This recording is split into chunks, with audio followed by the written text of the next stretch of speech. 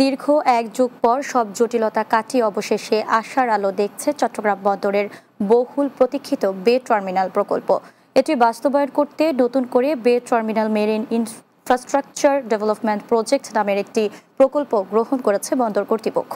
প্রকল্পটি বাস্তবায়ন হলে নানা সুবিধায় নতুন মাত্রা পাবে দেশের বাণিজ্য। চট্টগ্রাম থেকে সহকর্মী সোহেল মাহমুদের রিপোর্ট, বিস্তারিত জানাচ্ছেন সুরাইয়া সীমা। 2026 সালের মধ্যে বে টার্মিনালে অপারেশনে যাওয়ার কথা থাকলেও ভূমি অধিগ্রহণ, বিনিয়োগ, ডিজাইন, সংশোধন এবং অর্থায়ন সহ নানা জটিলতার প্রকল্পটি কাগজ কলমে সীমাবদ্ধ ছিল। তবে জটিলতা কাটিয়ে এবার আলোর মুখ দেখছে চট্টগ্রাম বন্দর ব্যবহারকারীরা। ইতিমধ্যে শেষ হয়েছে নতুন প্রকল্পের প্রি একনেক অনুমোদন।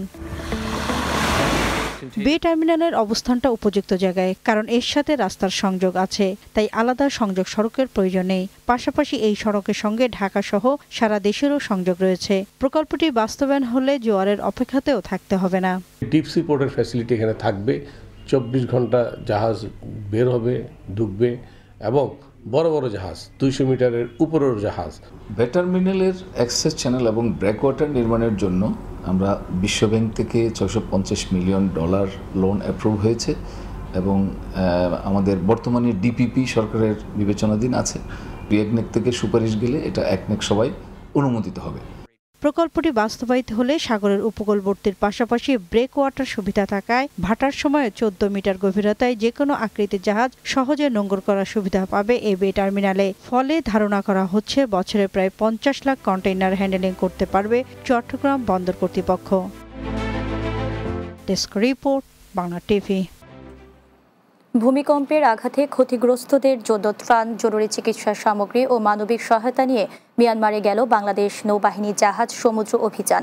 এই মানবিক বিপর্যয়ে মিয়ানমারের পাশে দাঁড়ানোর উদ্যোগ নিয়ে সকালে চট্টগ্রামের নৌঘাটি থেকে 120 টন ত্রাণ সহায়তা নিয়ে উদ্দেশ্যে ছেড়ে যায় নৌবাহিনীর জাহাজ বানৌজা সমুদ্র অভিযান।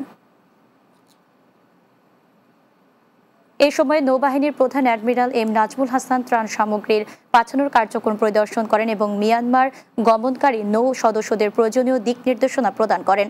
আগামী 11 এপ্রিল ত্রাণ নিয়ে বানৌজা সমুদ্র অভিযান ইয়াঙ্গুন বন্দরে পৌঁছাবে।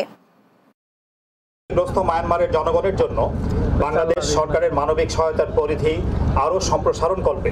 ত্রাণ সামগ্রী নিয়ে নৌবাহিনী জাহাজ প্রেরণের বিষয়টি প্রতিবেশী রাষ্ট্রসমূহের কাছে বাংলাদেশের ইতিবাচক ভাবমূর্তি প্রকাশ করবে।